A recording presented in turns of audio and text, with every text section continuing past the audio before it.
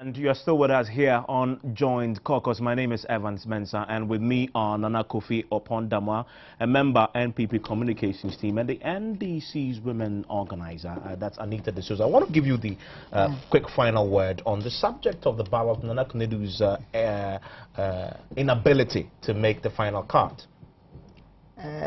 My dear brother, I'm still insisting, and I'll stand where I am, that it is NPP who had a grand agenda to destroy our votes.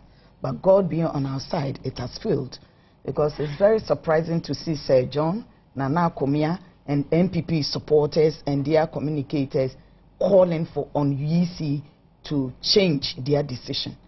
The other thing is, my dear brother said something about Tiwa. I just want him to know, as Anita De Souza, God is on my side, so I always read Psalm 35:7-8.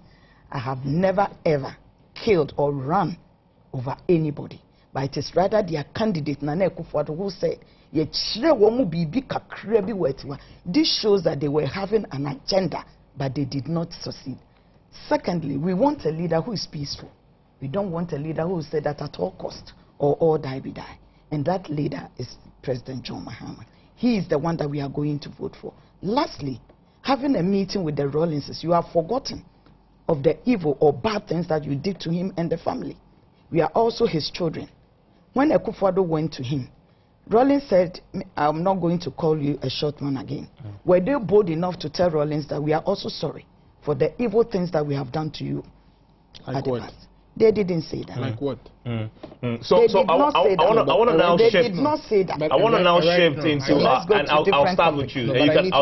I'll start with you. Yeah. Give you 5 minutes, and you can use the 5 minutes to respond to that. Okay. But also move on to the topic I want to go on to now. Okay. That's John Mahama at the IEA evening encounter yesterday.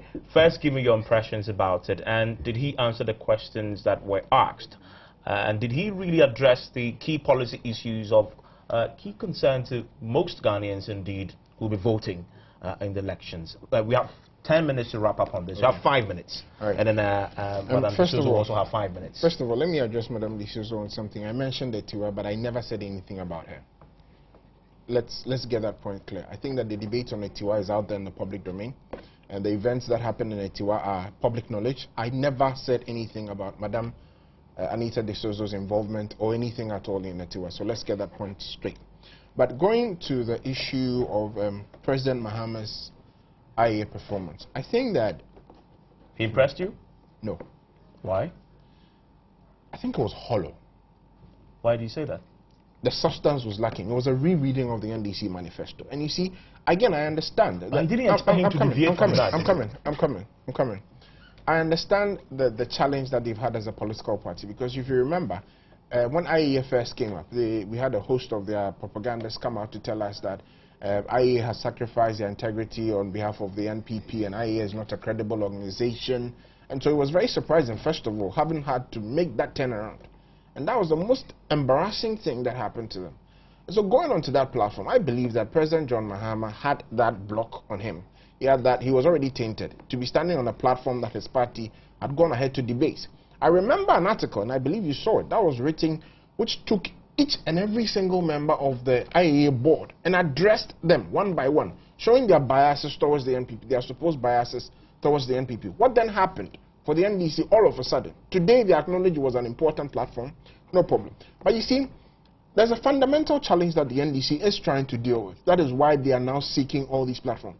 And if Madam would allow me to read from her manifesto, on page 13 of their manifesto, there's a huge and maybe you admission. You didn't see that, but when Kofi asked to read from Madame De Souza's, what do you call it, the manifesto, she quietly shifted the manifesto away from Kofi. I'm telling you in other words, I won't let you read it. I'm telling you that on page 13 of the NDC manifesto, on what they call a social compact, they say that between 2013 and 2017, they are going to initiate a social compact with the people of Ghana. Emphasis on the word initiate. They're going to initiate a social compact with the people of Ghana where the poor and destitute are now going to be given access to the basic necessities of life. You chew the manifesto. I have. I hope you've done same for your own manifesto. Of course, I'm a policy analyst, and so it's my job to do that.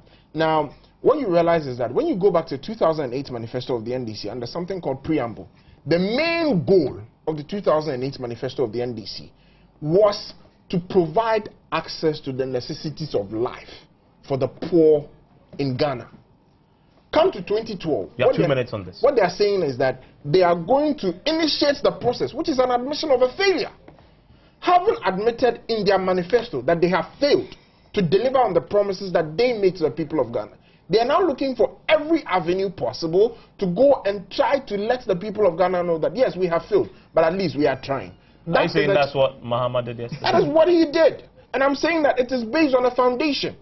Come to education. The NDC were the same political party that hounded Nana Addo Dankwa Akufo-Addo to give the cost of his educational policy.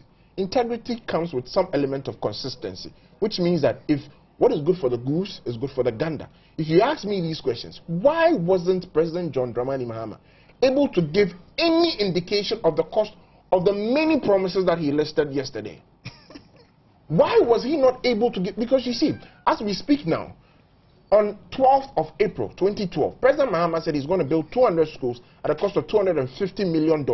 That translates into 500 million Ghana cedis. On Monday, Mahama Yarga, Deputy Minister of Education, said the same thing. 200 schools were going to be built for $900 million. A difference of $400 million in typical John Dramani Mahama style, bloated prices within 6 months. These are some, and I believe that's the reason why the president did not give any indication of the cost of his project. Again, they are raising issues with NPP's educational policy and the source of funding. Why haven't they given us any indication of how they're going to be funded? Bear in mind the fact that in their 2008 manifesto, they promised 300 secondary schools. 300 secondary schools. And then, interestingly, this new manifesto is also silent on the one-time premium. The new manifesto is also silent on the one-time premium. So, if you are coming from a background where you have all of this backlog, you really suffer from a credibility crisis, and all you'd want to do is to skirt around the issues, not answer the questions. And then, one last thing. The president said he was not aware of a petition, that was presented to him by Ghana Medical Association, who is in charge. That question comes up. Okay. Because, again, you remember the critical policy directions that he was talking about. 5 minutes up. Some money was supposed to be given to Musica, and then we found out that the money had already been paid. Okay. So we'll take another break, and then when we return, we'll get a reaction from Madame De Soso about all that we've heard Kofi say about the IE encounter yesterday.